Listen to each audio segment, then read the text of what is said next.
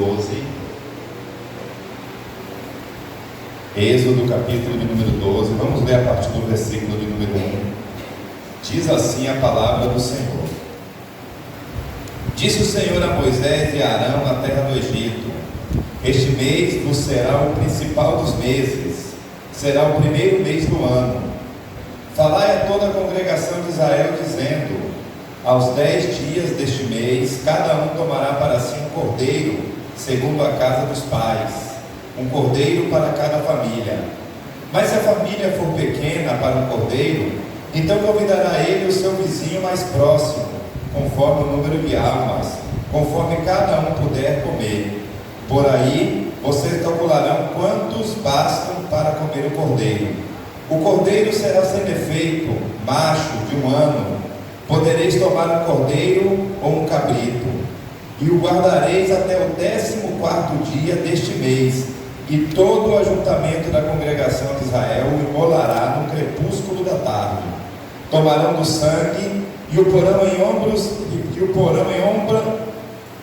tomarão do sangue e o porão em ambas as ombreiras e nas vergas da porta, nas casas em que morarem.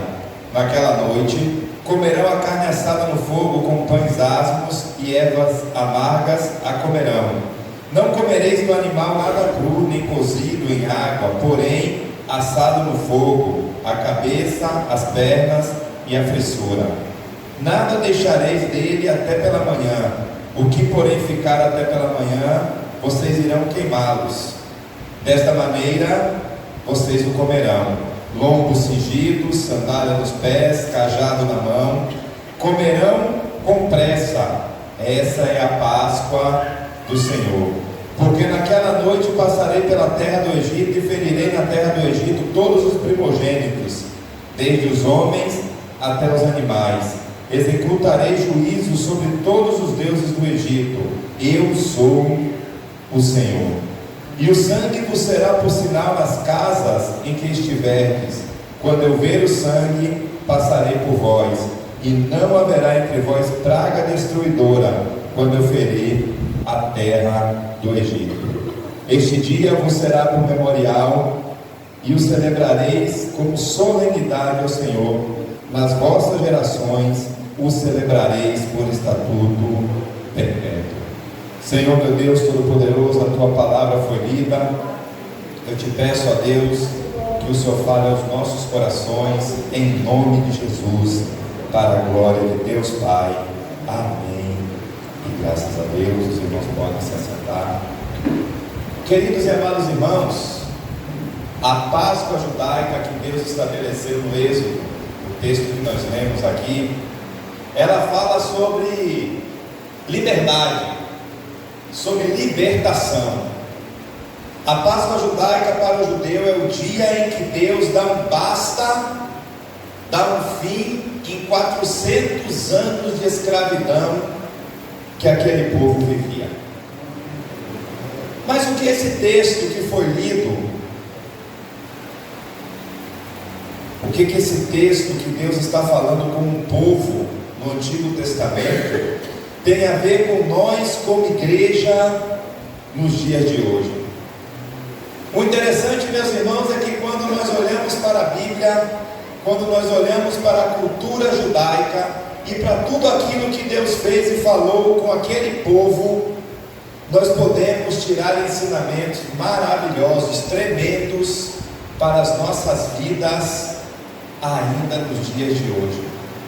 Podemos aprender com esse texto e entender o que Deus queria, já pensando em nós, igreja, ainda hoje. Então, o que a Páscoa significa para nós, igreja, nos dias de hoje? Primeiro, a Páscoa é um tempo de recomeço. O povo judeu, ele tem 2 calendários anuais.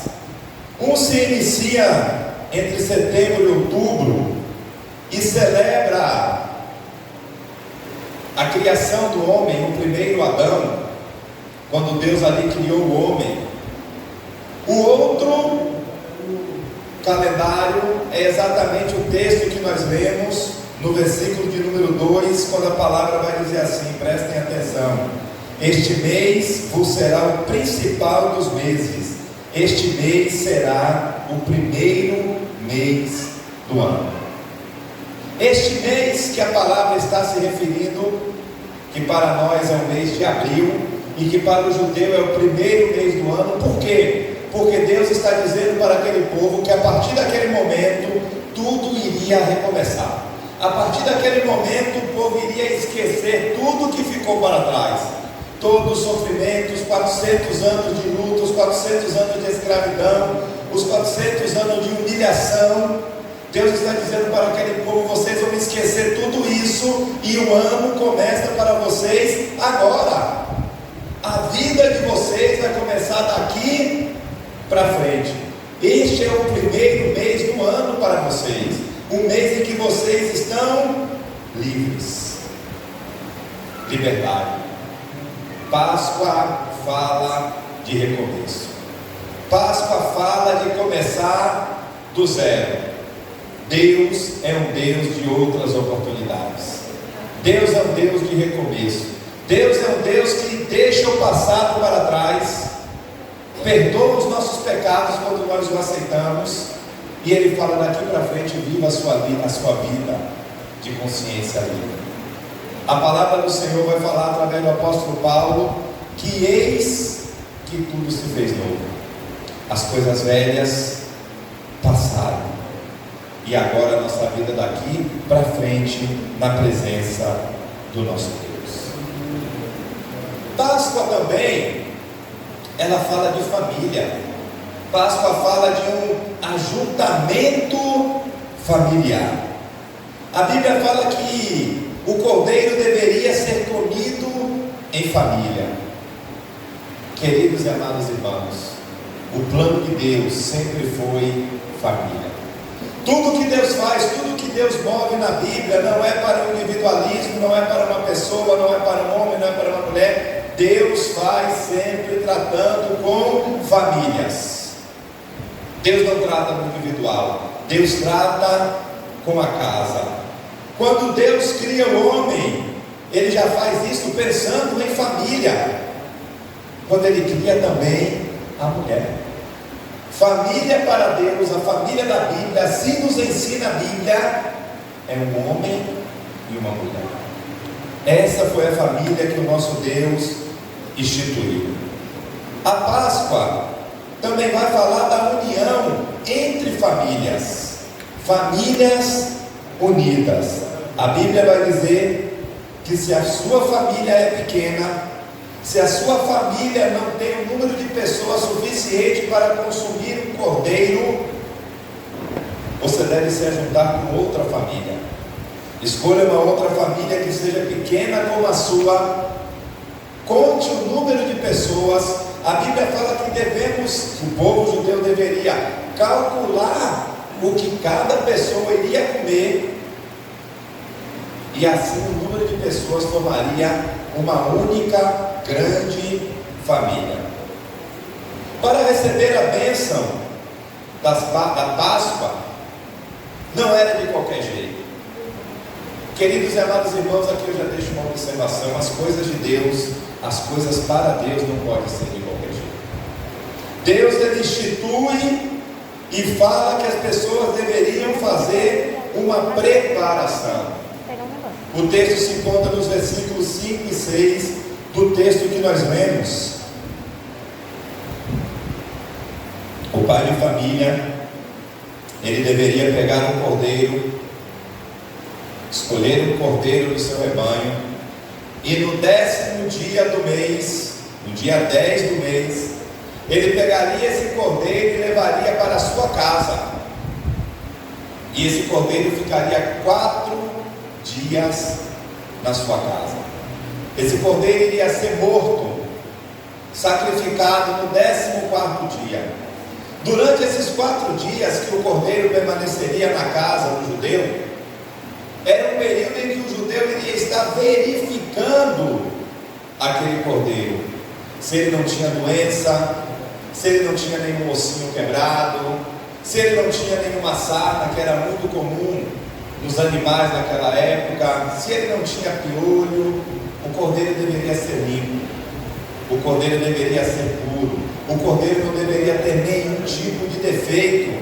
Agora aqui, eu deixo uma pergunta para os irmãos.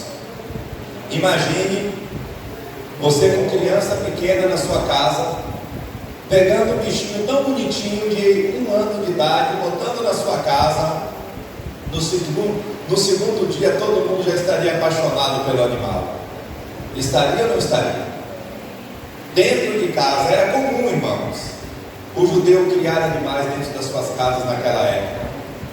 4 dias o cordeiro ficaria dentro da sua casa como um membro da sua família, para no 14º dia então esse cordeiro ser sacrificado e servir de alimento para toda a família. Quando nós olhamos para o Novo Testamento e quando nós olhamos para Jesus, nós vamos ver que foi exatamente isso que aconteceu com o nosso Senhor e Salvador. No 10º dia do mês, Jesus entra em Jerusalém. E Jesus passa 4 dias na cidade de Jerusalém, indo para o templo, ensinando, conversando, orando, fazendo milagres. E no 14º dia, Jesus é levado e morto na cruz do Calvário. Durante os 4 dias que Jesus fica em Jerusalém, do dia 10º ao dia 14º, assim como o cordeiro que o judeu levava para suas casas para o avaliar, Jesus assim também foi avaliado. A Bíblia fala que os fariseus e que os religiosos da época ficavam procurando algo em Jesus para acusá-lo, avaliando Jesus com todos os detalhes, mas não acharam em Jesus falha alguma.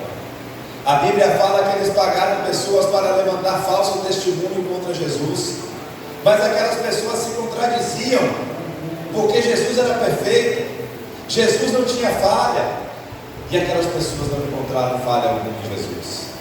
A Bíblia também fala que antes de Jesus morrer, assim que ele é preso, ele é amarrado, ele é levado para o sacerdote chamado Anás. O sacerdote avalia Jesus, procura um defeito em Jesus e não acha.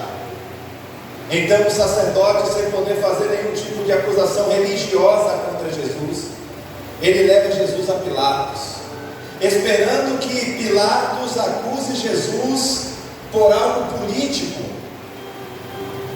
Pilatos também não acha defeito nenhum em Jesus. Pilatos pega Jesus e manda Jesus para Herodes. A intenção dos judeus, a intenção dos líderes religiosos naquela época era que Herodes agora bata um martelo e crucifique Jesus e mate Jesus. A Bíblia fala que Herodes avalia Jesus, que Herodes procura um defeito em Jesus, procura um erro em Jesus e também não acha. Devolve Jesus para Pilatos. Pilatos então apresenta Jesus ao povo, e o povo clama pela morte de Jesus, pela crucificação de Jesus. E Jesus ali é levado para a cruz, e como Cordeiro Santo, ele entrega a sua vida para que nós estivéssemos aqui hoje. Se você que nos visita nesta noite ainda não tinha olhado para a Páscoa desta forma, se você que nos visita aqui nesta noite ainda não tinha o entendimento do verdadeiro e do real significado da Páscoa e da profundidade que a Páscoa significa, deixa eu te dizer, a Páscoa fala da morte de Cristo, do Filho de Deus, daquele que veio, que não tinha pecado nenhum sobre ele, que não tinha erro nenhum sobre ele, e que mesmo assim o povo clama pela sua morte, e ele se entrega. Ele era o Deus Todo-Poderoso. Naquele momento ele tinha todo o poder e toda a autoridade para mudar o destino dele. Mas a Bíblia fala que quando ele está orando, ele pede que Deus faça e exerça a sua vontade sobre ele. Apocalipse, capítulo de número 5, vai dizer que Jesus foi o cordeiro morto, o único digno de abrir o livro. Por fim, naquela noite, os hebreus mataram o cordeiro, voltando para Êxodo, capítulo de número 12, e comeram o cordeiro, e naquela noite houve libertação na terra do Egito. A Páscoa que Jesus celebrou com seus discípulos, que foi uma quarta-feira, fala muito sobre isso. Ele sai daquele momento de Páscoa, daquele momento de ceia que nós vamos celebrar hoje. Por sinal, as irmãs fizeram pães asmos aqui direitinho, ó. Parece que nós estamos na Arábia aqui. O pão asmo está idêntico mesmo. É bem isso aí. Depois os irmãos dão uma olhada aqui, o que é pães asmos. E Jesus, quando ele sai daquela ceia, naquela noite que ele está com seus discípulos, e ele convida os seus discípulos para ir para o monte orar. Seus discípulos adormecem, dormem, eles estão cansados. Os discípulos também estavam numa luta espiritual muito grande, um peso muito grande sobre aqueles homens que não eram acostumados àquele ambiente espiritual pesado da forma que estava, e por estarem cansados fisicamente, espiritualmente, eles pegam no sono e dormem. E Jesus está lá em oração, preparando a sua alma, preparando o seu espírito. E Jesus volta e ele fala assim: acordem, me ajudem em oração. Irmãos, esse é um ensinamento precioso para a igreja. Por quê? Porque muitas vezes eu estou numa dificuldade, eu chego assim e falo assim: irmão Samuel, irmão Marlene, orem por mim. Quando na verdade eu deveria falar assim: irmão Samuel, irmão Marlene, me ajudem em oração. Porque eu também estou orando, eu também estou buscando. E nos nossos momentos de luta, de desespero, em que nós não estamos mais suportando, seja a situação que for, precisamos buscar a ajuda dos nossos irmãos, precisamos buscar a ajuda da igreja em oração. Observe que Jesus está orando, Jesus está numa luta interna muito grande, que Jesus chega a pedir para Deus assim: Pai, não tem outra saída, não tem outra solução. Se possível for, posso passar dessa vez? E Deus fala: não. Deus diz não a Jesus. O que nós mais temos dificuldade de ouvir como seres humanos é um não da parte de outra pessoa, é um não da parte do Deus Todo-Poderoso. E foi exatamente o que Deus fez e falou para Jesus: não existe outra saída, não existe outra solução. Então Jesus continua no período de oração, continua intercedendo, continua buscando. E foi naquela noite, onde Jesus fortaleceu o seu espírito, que ele venceu o diabo. Quando Jesus vai para a cruz, Jesus só vai consumar algo, Jesus só vai fazer algo que já estava proposto em seu coração. A decisão ele já tinha tomado lá atrás. Muitas vezes, quando uma pessoa levanta a sua mão e fala assim publicamente: eu quero aceitar Jesus, ela só está manifestando publicamente algo que ela já decidiu há algum tempo. São nas nossas orações, são nos nossos momentos individuais que nós nos fortalecemos na presença do nosso Deus. Quando Jesus ele diz sim para Deus e não para a sua própria vontade, ele vence o diabo, ele vence o mundo e ele entrega a sua vida na cruz do Calvário. Os judeus, quando iam sacrificar o cordeiro no templo, no altar do Senhor, eles pegavam aquele cordeiro na sexta-feira, às 9 horas da manhã. O sacerdote amarrava o cordeiro no templo e deixava o cordeiro o dia todo no templo, no altar. Às 3 horas da tarde, o sacerdote se aproximava do cordeiro matava aquele cordeiro, derramava o sangue daquele cordeiro e tocava fogo por completo naquele animal. Às 9 horas da manhã, Jesus é cravado em uma cruz. Às 3 horas da tarde, Jesus dá seu último suspiro, e ali ele entrega a sua vida, com um brado dizendo para Deus: está consumado. E ele entrega a sua vida. Ele morre na cruz do Calvário, numa sexta-feira, às 15 horas da tarde. Seria apenas mais uma história de um profeta que entregou a sua vida, como muitas outras que nós conhecemos, como muitas outras que nós ouvimos, mas através do sacrifício de Jesus, Deus nos livra da morte. Através do sacrifício de Jesus, Deus nos dá vida e vida eterna. Mas como o Cordeiro livrou o povo judeu naquela noite, no livro do Êxodo, da morte. A primeira coisa que Deus manda Moisés fazer, e aqui eu já estou voltando para Êxodo, capítulo número 12, é colocar o sangue do cordeiro. Matava o cordeiro, pegava o sangue do cordeiro e colocava nos umbrais das portas, nas vergas das portas, nas soleiras das portas, para que quando o anjo da morte passasse pelas casas, aquelas famílias que estivessem dentro das suas casas, as quais o sangue do cordeiro estava nas suas portas, estavam ali protegidas pelo sangue do cordeiro. O sangue do cordeiro, irmãos, não é para mim ver, não é para você ver. O sangue do cordeiro é para Deus ver. Deus, quando coloca os seus olhos sobre as nossas vidas, Ele vê o sangue do cordeiro sobre cada um de nós. Quando a morte passava e via o sangue do cordeiro, o anjo da morte passava direto. Aquela família estava perdoada. Tem algo de interessante, irmãos, nessa história. Tem algo que nos chama a atenção, porque observe, lendo a Bíblia, lendo o Antigo Testamento, a gente vai ver que o povo judeu, o povo de Israel, era um povo que tinha uma aliança com Deus.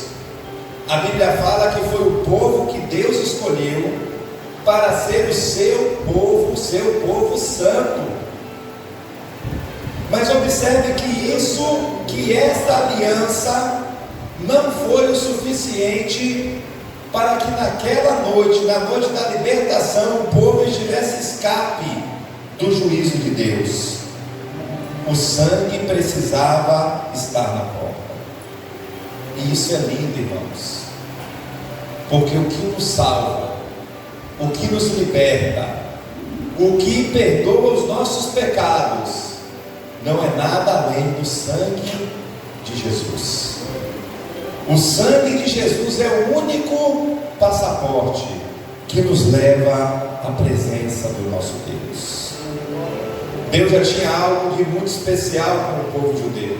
O povo judeu já era o povo escolhido, mas mesmo assim, se o sangue não estivesse na porta, o povo iria morrer da mesma forma, do mesmo jeito que os egípcios morreram. E isso é lindo, isso é maravilhoso. Sabe por quê, irmãos? Porque isso vai tratar, vai nos chamar a atenção do princípio da obediência. Deus instrui aquele povo e espera que aquele povo obedeça às ordens de Deus.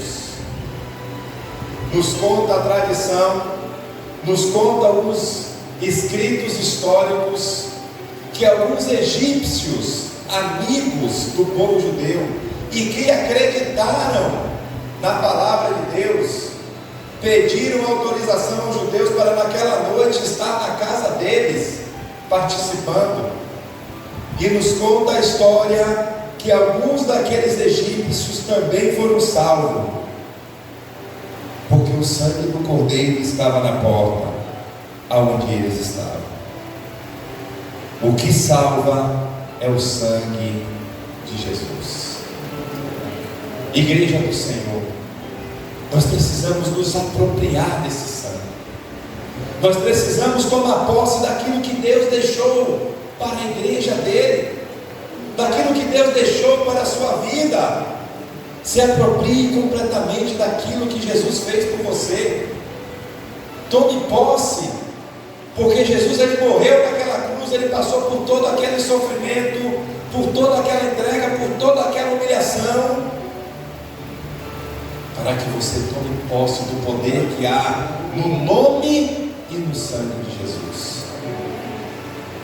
A palavra do Senhor fala que no nome de Jesus milagres serão feitos. A palavra do Senhor fala que no nome de Jesus vidas serão salvas. E é muito interessante e é lindo quando Jesus olha para seus discípulos e fala assim: ó, coisas maiores vocês farão.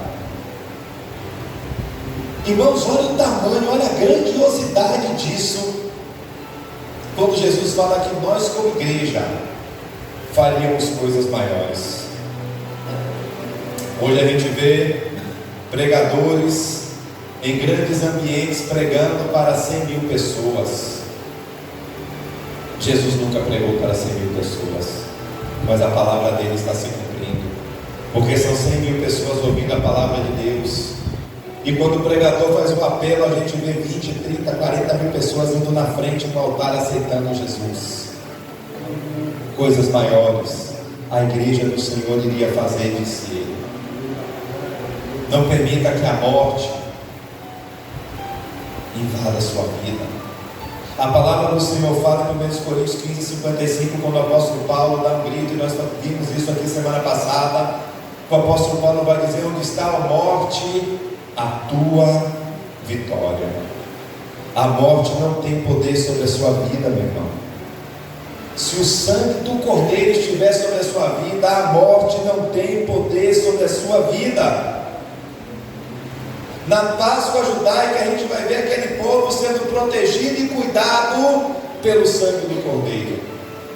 Para nós, igreja, no dia de hoje, o sangue do Cordeiro também nos protege, também nos livra, também nos dá garantia de proteção. Que livramento! Quantos testemunhos de livramento nós temos aqui nesta noite, se os irmãos forem contar as histórias das suas vidas. É o sangue do Cordeiro que está sobre a igreja, é o sangue do Cordeiro que está sobre as nossas vidas. Então se aproprie do sangue de Jesus, se aproprie do sacrifício de Jesus, sem demora, que você encontrará salvação para a sua vida. Todos os nossos pecados, nos ensina a palavra de Deus, todos os nossos erros foram consumidos por Jesus, foram levados por Jesus na cruz do Calvário. Por pior atitude que você já possa ter feito na sua vida, Jesus, ele perdoa. Deus, ele perdoa. Se aproprie do sangue de Jesus. Outro significado que a Páscoa nos traz nos dias de hoje, versículo de número 11 do texto que nós lemos, vai dizer assim: desta maneira comereis lombos cingidos, sandália nos pés, cajado na mão, comam com pressa a Páscoa do Senhor. Tome logo posse do que Jesus tem para você. Se apresse, não perca tempo, não deixe para depois, não deixe o inimigo roubar as tuas bênçãos, não deixe o inimigo roubar a tua alegria, a tua felicidade. Se apresse. Deus fala para o povo: se apresse, como logo, como rápido. A bênção vai chegar, você precisa arrumar as coisas. A libertação vem amanhã. Vocês são muitos. Vocês vão ter que reunir todos os pertences que vocês têm. Como com pressa, como se demora. Irmãos, quando nós olhamos para a festa judaica, para a festa da Páscoa, Deus já está nos mostrando, Deus já está apontando como seria o sacrifício de Cristo, como seria nós como igreja no dia de hoje, como seria o povo que nós vivemos, como seriam as pessoas que têm o coração duro para receber a palavra de Deus. E Deus fala a você que entendeu, você que recebeu a palavra, tenha pressa em consertar a sua vida, tenha pressa em receber Jesus, tenha pressa em ter esse relacionamento com o Cordeiro Santo de Deus. Queridos, nós vivemos dias e vivemos tempos que o diabo tem roubado a paz de muitos. O que nós vemos de pessoas atribuladas, de pessoas com lutas espirituais terríveis, de pessoas com lutas sentimentais terríveis, e isso nada mais é do que o diabo roubando a paz dessas pessoas, tirando a alegria dessas pessoas. Mas eu te digo nesta noite que se você entregar a sua vida a Jesus, se você voltar para os caminhos do Senhor, se você olhar e ver onde você errou, em que ponto da sua vida as coisas começaram a dar errado, e você dizer: Deus, eu quero consertar, faz tudo novo daqui para frente, me ajuda a tomar as decisões corretas, a sua vida vai mudar, a sua vida vai entrar nos eixos, porque Deus está contigo, e é promessa dele. O diabo ele quer te matar, o diabo ele quer te destruir. A Bíblia fala que quando o povo é liberto, que quando o povo sai do Egito ao caminho da terra prometida por Deus, o faraó muda de ideia e ele vai atrás. O diabo está furioso, ele quer matar, ele quer tirar a sua vida, e faraó se arrepende da decisão que ele tinha tomado de libertar o povo, e ele vai atrás. E a Bíblia fala que Deus ele protege aquele povo com uma cortina de fogo. E todas as vezes que Faraó tentava se aproximar, ele não conseguia passar aquela cortina de fogo. Proteção de Deus para com o povo. Desta mesma forma, meus irmãos, Deus tem nos protegido. Desta mesma forma, Deus tem cuidado de cada um de nós. Desta mesma forma, Deus tem cuidado das nossas famílias. O diabo ele nos odeia. E quando nós aceitamos a Jesus, ele tem motivos maiores ainda para nos odiar, e ele quer nos matar.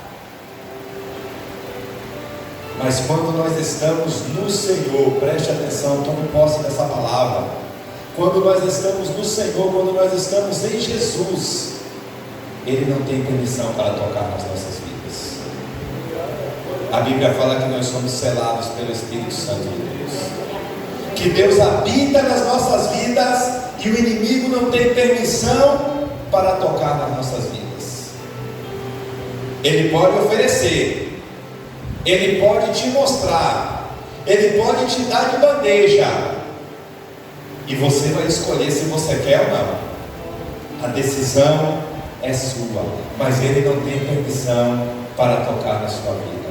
Então se apresse em estar debaixo do sangue de Jesus. Jesus é o nosso Cordeiro Pascual. A mídia, a televisão, tenta inserir nas nossas cabeças, nas cabeças das nossas crianças, uma outra verdade. Mas a igreja do Senhor sabe que Jesus é o nosso Cordeiro Pascual. Devemos entender esse texto de Êxodo 12 e não nos esquecer da Páscoa que o povo ali festejou quando eles foram libertos no Egito. Mas para nós cristãos, Páscoa nos traz a lembrança de Jesus, o Cordeiro de Deus que tira o pecado do mundo. Que Deus assim nos abençoe com esta palavra, e que o Espírito Santo de Deus possa fazer com que essa palavra encontre morada em nossos corações. Eu gostaria de convidar o Ministério de Louvor para nós estarmos louvando, e gostaria de convidar a igreja para nós estarmos de pé, aqueles que podem, louvando ao Senhor em um período de oração. E eu gostaria de, nesta noite, fazer um convite para você que nos visita, para você que talvez seja membro desta igreja e está fraco na fé. Se você nesta noite entendeu esta palavra, e se você nesta noite quer entregar a sua vida a Jesus, esta é a sua oportunidade. Feche os seus olhos. Senhor meu Deus Todo-Poderoso, Pai, muito obrigado, Senhor Deus, por cada irmão aqui presente nesta noite. Muito obrigado por cada um dos nossos amigos, nossos parentes, ó Pai, que nos visita aqui nesta noite. Eu creio, ó Pai, que foi o Senhor que trouxe cada uma dessas pessoas para estar na Tua casa nesta noite, ó Pai. Sexta-feira, ó Deus, é o dia que nos traz à memória, ó Pai, o Teu sacrifício, a Tua entrega na cruz do Calvário. Domingo é o dia, ó Deus, que nos traz à memória a Tua ressurreição. Nós vimos aqui, Senhor Deus, na peça apresentada pelos nossos jovens nesta noite, ó Pai, e ela é uma peça que mexe com os nossos corações, que mexe com os nossos sentimentos, porque além de ser muito bela, além de ser muito bem coreografada, ela nos traz uma verdade, ó Pai, e a verdade que vem da Tua palavra mexe com cada um de nós, ó Deus. É a verdade que o Senhor morreu, que o Senhor se entregou, mas que o Senhor ressuscitou, que o Senhor não está mais entre os mortos, que nós não devemos mais procurar o Senhor em lugares onde os mortos estão, porque o Senhor vive e o Senhor reina. E essa é a nossa Páscoa, a sua morte, mas também a sua ressurreição, que nos dá vida e vida eterna, que nos dá o passaporte de um dia nós estarmos contigo nos céus, ó Deus. Pai, certamente nesta noite aqui, ó Pai, tem pessoas que ainda não entregaram a vida a Ti, ó Pai. Tem irmãos que estão fracos na fé, ó Deus. Mas eu te peço, ó Deus, que o Teu Espírito Santo esteja em nosso meio neste momento, ó Pai. Que o Teu Santo Espírito, ó Pai, esteja trabalhando em corações nesta noite, ó Pai. Que a Tua palavra, Deus, possa encontrar morada na vida de cada um dos meus irmãos que estão aqui nesta noite, ó Pai. Que a Tua palavra, Senhor Deus, assim como fala no livro de Hebreus, Senhor Deus, mexe com a nossa alma, mexe com o nosso espírito e divide, Senhor Deus, juntas e medulas, ó Deus. A Tua palavra mexe com todo o nosso ser, ó Pai. É a Tua palavra, Senhor Deus, que nos traz convencimento, ó Pai. É a Tua palavra, Senhor Deus, que entra em nossas vidas, Senhor Deus, e que causa um rebuliço, e que nos muda e que nos transforma, ó Pai. Senhor, que o Teu Santo Espírito, ó Pai, nesta noite esteja em nosso meio com total primazia, Senhor Deus, trabalhando em nossos corações, ó Pai. E enquanto a igreja está em oração, intercedendo, que nesta noite correntes serão quebradas, laços serão desfeitos, palavras de maldição serão repreendidas em nome de Jesus, Senhor Deus. Todo mal cairá por terra.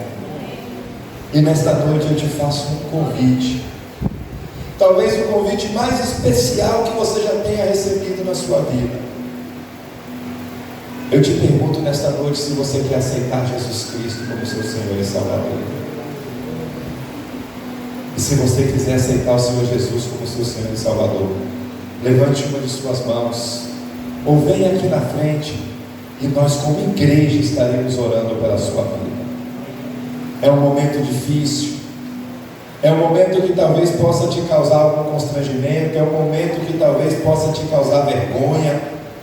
Todos nós que estamos aqui como igreja já passamos por esta situação.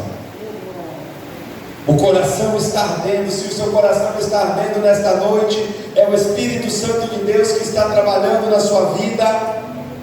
É o Espírito Santo de Deus que está te incomodando. E nesta noite o convite está feito.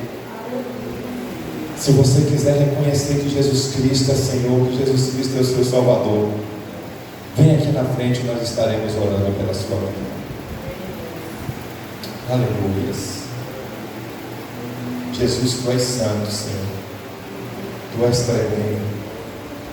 E o Teu sacrifício não foi só por mim, não foi só por alguns. O Teu sacrifício foi por toda a humanidade. Pai, que o Senhor assim, em nome de Jesus, ó Deus, possa proporcionar outras oportunidades para essas pessoas que não Te aceitaram. Louvado, engrandecido e exaltado é o Teu santo nome.